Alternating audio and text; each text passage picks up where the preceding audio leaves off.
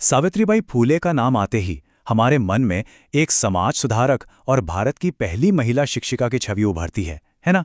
लेकिन आज हम उनकी एक और पहचान पर रोशनी डालने वाले हैं। एक ऐसी क्रांतिकारी लेखिका और कवयित्री जिसकी कलम अन्याय के खिलाफ उसका सबसे ताकतवर हथियार थी। सुनने में ये सवाल थोड़ा बड़ा लगता है, लेकिन सावित्रीबाई के जीवन और उनके काम को समझने के लिए ये बहुत जरूरी है। उन्होंने ये साबित किया कि शब्द सिर्फ कागज पर स्याही के निशान नहीं होते, बल्कि उनमें समाज को बदलने की जबरदस्त ताकत होती है। चलिए इसी बात को और गहराई से समझते हैं। तो सबसे पहले ये समझना जरूरी है कि सावित्रीबाई फूले आखिर किस तरह के समाज में अपनी आवाज उठा रही थीं। 19वीं सदी का भारत चुनौतियों से भरा हुआ था, खासकर कुछ तबकों के लिए। सोचिए, उस वक्त भारत में जैसे दो अलग अलग दुनियाएं एक साथ चल रही थीं। एक तरफ वो लोग थे जिनके लिए पढ़ना लिखना और अपनी बात कहना एक अधिकार था, और दूसरी तरफ करोड़ों महिलाएं और दलित थे जिन्हें न तो पढ़ने का हक था और न ही अपनी आवाज उठाने का। उनकी दुनिया खामोशी और अपमान से भरी हुई थी। सावित्रीबाई की कलम बस इसी खामोशी को तोड़ने के लिए उठी थी। तो समाज में इतनी गहरी असमानता को देखकर सावित्रीबाई ने अपना हथियार चुना, और वो हथियार था साहित्य। वो समझ गई थीं कि अगर सच में बदलाव लाना है तो लोगों की सोच को बदलना होगा, और इसका सबसे अच्छा जरिया थीं कविताएं और लेख। उनके काम को हम साहित्यिक सक्रियता कह सकते हैं। इसका मतलब बहुत सीधा है। उनके लिए लिखना सिर्फ एक कला नहीं थी, बल्कि एक एक्शन था, एक सीधी कार्रवाई। उनकी हर कविता, हर लेख समाज पर एक चोट थी जो पुरानी और जालिम सोच को तोड़ने के लिए लिखी गई थी। और ये सिर्फ ख्याली बातें नहीं थी, उन्होंने इसे असल में करके दिखाया।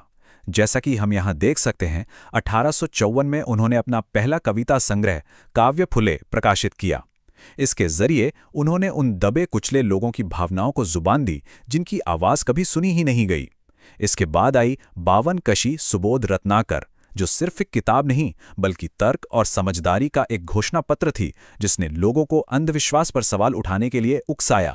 अब सवाल ये उठता है कि वो अपनी लिखाई में आखिर कहती क्या थीं? उनके लेखन के मुख्य संदेश क्या थे?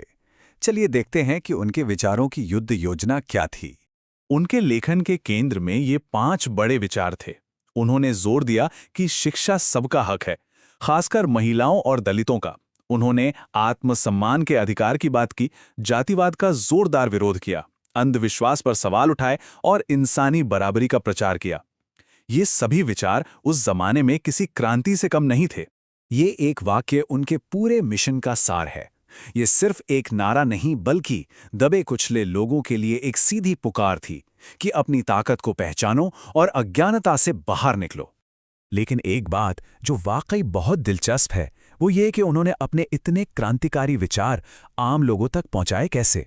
इसका राज छिपा था उनके लिखने के तरीके में, उनकी शैली में। उन्होंने जानबूझकर ऐसी भाषा चुनी जो एकदम सरल और सीधी थी। उनकी कविताएं और लेख दिल को छूते थे और हिम्मत देते थे।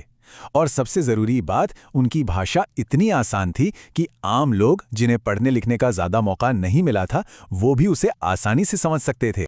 तो इस सरल शैली का असर ये हुआ कि उनके शब्द एक पुल बन गए। उन्होंने मुश्किल से मुश्किल विचारों को उन लोगों से जोड़ दिया जिन्हें इन विचारों की सबसे ज्यादा जरूरत थी। उनकी लिखाई ने लोगों को डराया नहीं, बल्कि उन्हें अपने साथ जोड़ा। तो आखिर में उनकी इस साहित्यिक यात्रा का असर क्या हुआ? उनकी विरासत आज भी हमारे लिए क्या मायने रखती है? चलिए देखते हैं कि उनके शब्दों ने भारत के भविष्य पर क्या असर डाला। इसका असर एक चेन रिएक्शन जैसा था। सबसे पहले उन्होंने उन लोगों को आवाज दी जिनकी आवाज सदियों से दबा दी गई थी। इससे समाज सुधार आंदोलन को जमीनी स्तर पर जबरदस्त ताकत मिली। और आखिर में उन्होंने आने वाली पीढ़ियों के लेखकों और एक्टिविस्ट के लिए एक रास्ता बना दिया।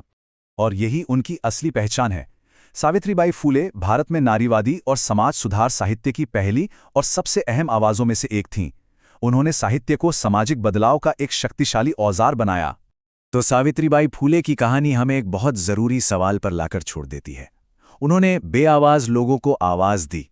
हमें ये सोचना होगा कि हमारे आज के समाज में वो कौन है जिनकी कहानियां और जिनकी आवाजें अब भी अनसुनी